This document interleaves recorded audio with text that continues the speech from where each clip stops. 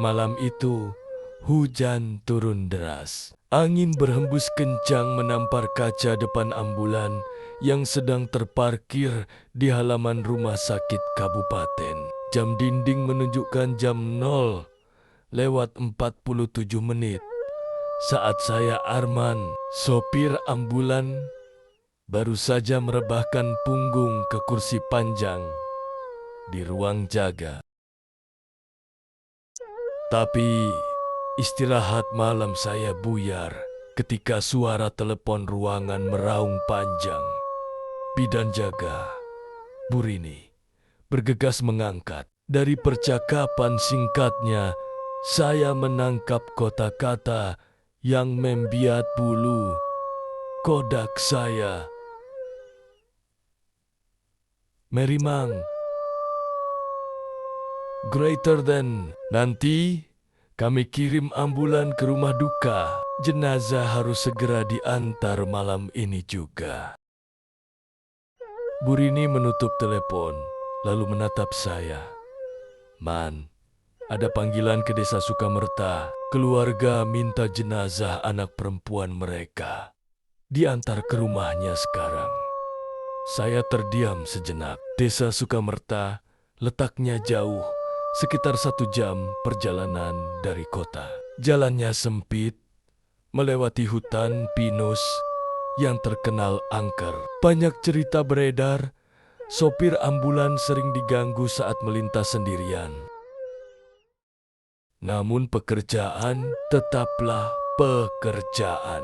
Saya mengambil kunci ambulan, mengenakan jaket, lalu melangkah ke garasi. Malam itu, saya hanya ditemani Eko, petugas kamar jenazah yang bertugas membantu mengangkat mayat. Jenazah sudah siap dibawa, terbungkus kain kafan bersih dengan rapi. Usianya sekitar 17 tahun. Katanya meninggal mendadak karena kecelakaan motor. Wajahnya masih terlihat tenang, meski dingin kematian sudah menyelimuti tubuhnya. Kami mengangkatnya ke dalam ambulan, meletakkannya di bagian belakang yang biasa digunakan untuk pasien atau jenazah. Hujan semakin deras saat mesin ambulan saya nyalakan. Gas aja, Man.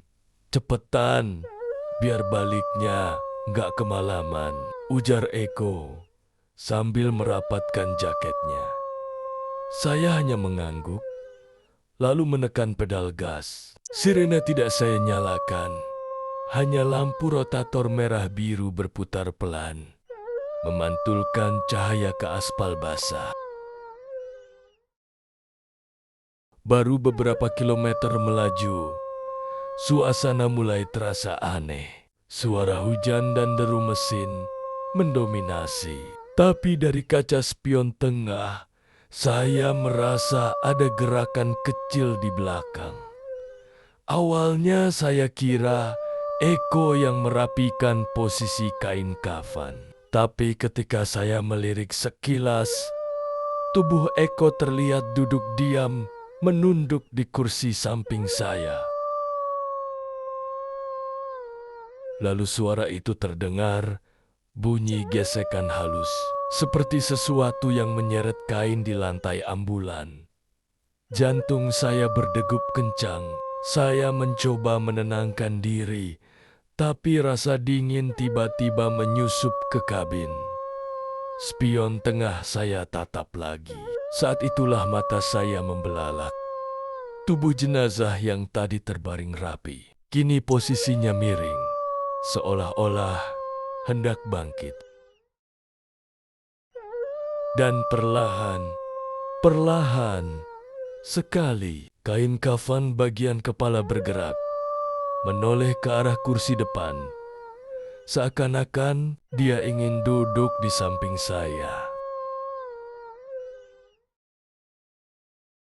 Saya mengucek mata, memastikan apa yang saya lihat bukan sekadar ilusi karena lelah atau cahaya lampu rotator yang berputar. Tapi Tidak, saya tidak salah lihat. Jenazah yang seharusnya terbujur kaku di atas ranjang ambulan itu kini sudah condong ke samping. Tubuhnya miring seperti berusaha bangun. Kain kafan putih tampak berkerut, seolah ditarik dari dalam. Saya menelan ludah. Kau lihat nggak? Suara saya bergetar, setengah berbisik pada Eko. Eko menoleh sekilas ke belakang. Ia terperanjat. Ya Allah, Man, itu kainnya bergerak. Hujan kian deras. Jalan makin gelap. Tapi yang paling mencekam adalah suara lirih yang terdengar dari belakang. Bukan suara keras, melainkan semacam napas tertahan. Padahal orang mati tidak bernapas lagi. Saya hampir menghentikan ambulan, tapi entah kenapa kaki ini justru makin menekan pedal gas. Dalam hati saya hanya berdoa, Ya Allah, lindungi aku malam ini. Eko mulai membaca ayat kursi terbata. Suaranya bergetar. Namun saat ayat suci itu dilantunkan, tiba-tiba terdengar bunyi ketukan keras dari dinding belakang ambulan. Tok, tok, tok. Ketukan itu seperti berasal dari bagian dalam, tepat di samping jenazah. Saya bisa merasakannya karena suara logam bergetar sampai ke kursi sopir. Man, berhenti aja dulu, teriak Eko panik. Saya menginjak rem mendadak. Ban ambulan berdecit, nyaris tergelincir di jalan beraspal licin. Kendaraan berhenti di tengah hutan pinus. Lampu sorot depan menembus kabut tipis. Keheningan sesaat membuat bulu kuduk saya makin menegang. Hanya ada suara hujan menetes dari daun ke atap ambulan. Saya menoleh pelan ke kaca spion tengah. Dan saat itu, darah saya seakan berhenti mengalir. Tubuh jenazah itu kini duduk tegak. Kain kafan menutupi wajah, tapi kepalanya menunduk, seakan bersiap untuk melangkah maju. Tangan yang terikat kain kafan terangkat sedikit, lalu menyentuh pintu kabin depan dari sisi dalam. Seakan-akan dia benar-benar ingin duduk di kursi sebelah saya. Saya terpaku. Jemari yang seharusnya kaku dalam kafan itu kini benar-benar menyentuh pintu depan. Suara tok, tok, tok terdengar pelan, tapi jelas, seakan jenazah itu meminta izin untuk masuk. Ya Allah, Man, dia mau duduk di depan. Suara Eko tercekat, tubuhnya gemetar sambil merapat ke pintu sebelah kanan. Saya menggenggam setir erat-erat, jari terasa dingin seperti membeku. Tak ada pilihan lain, saya harus melakukan sesuatu. Dengan napas tersengal, saya menoleh ke Eko. Baca doa kenceng, jangan berhenti. Eko menutup mata, suaranya kini lebih keras, melantunkan ayat suci. Namun, doa itu justru membuat ketukan semakin keras. Dari tok, tok, tok menjadi gedoran menghentak hingga pintu ambulan bergetar hebat. Saya panik. Jika pintu itu terbuka, saya tak bisa membayangkan apa yang terjadi. Tiba-tiba, lampu rotator mati sendiri, seolah ada yang mencabut aliran listrik. Hanya cahaya lampu depan menerangi jalan berkabut. Suasana jadi lebih mencekam. Dalam kekalutan itu, saya sempat melirik spion. Yang saya lihat membuat jantung hampir berhenti. Jenazah itu menengadah. Wajahnya yang tertutup kain kafan menekan ke kaca pemisah kabin. Dari balik kain, tampak samar lekukan bibir tersenyum. Saya spontan menyalakan mesin lebih kencang dan menginjak gas dalam-dalam. Ambulan melesat di jalan hutan, berguncang melewati lubang dan genangan air. Namun keganjilan belum berhenti. Dari belakang, terdengar suara tertawa lirih cekikikan pelan. Tidak seperti manusia, lebih seperti suara perempuan yang terputus-putus. "Man, jangan lihat ke belakang. Jangan lihat lagi," teriak Eko sambil menutup wajah dengan kedua tangannya.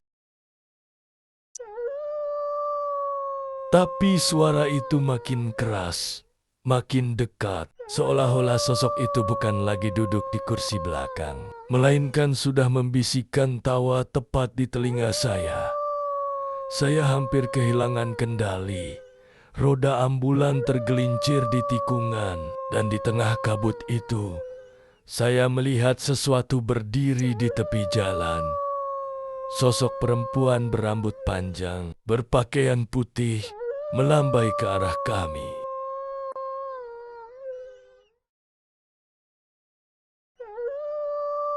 Ambulan saya melaju kencang, ban memercikan air ke kiri kanan. Namun mata saya tak bisa lepas dari sosok di pinggir jalan itu. Perempuan berambut panjang, berpakaian putih lusuh, berdiri di tengah kabut tipis. Tangannya terangkat, melambai pelan, bukan seperti orang yang meminta tumpangan, melainkan seperti memanggil. Saya refleks membelokkan setir ke arah berlawanan. Nyaris membuat ambulan terguling.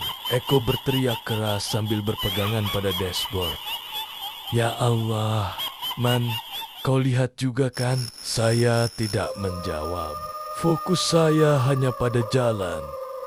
Meski tatapan saya terus terarah ke kaca spion samping, sosok itu kini sudah tidak ada di pinggir jalan.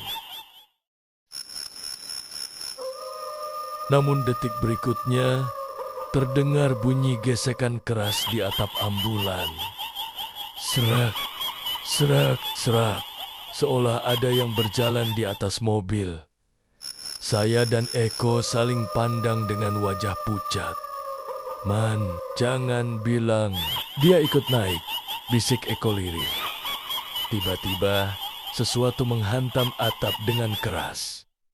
Duk, ambulan berguncang hebat.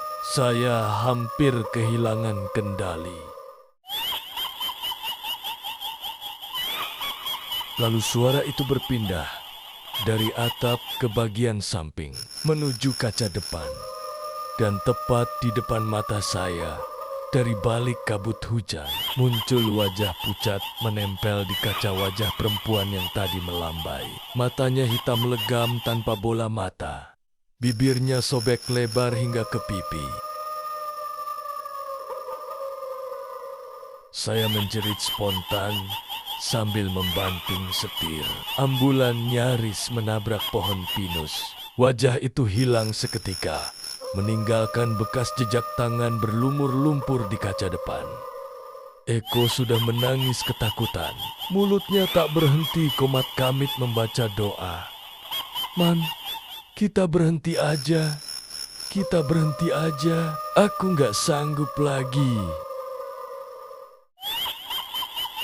Tapi sebelum saya sempat menjawab, dari belakang terdengar suara gesekan rantai. Saya menoleh sekilas ke spion tengah dan hampir saja saya menabrakkan mobil. Jenazah yang tadi duduk tegak, kini sudah berada di lantai belakang. Tubuhnya miring ke depan, seolah merangkak mendekati kursi sopir. Kain kafannya terseret basah oleh darah hitam yang entah dari mana asalnya.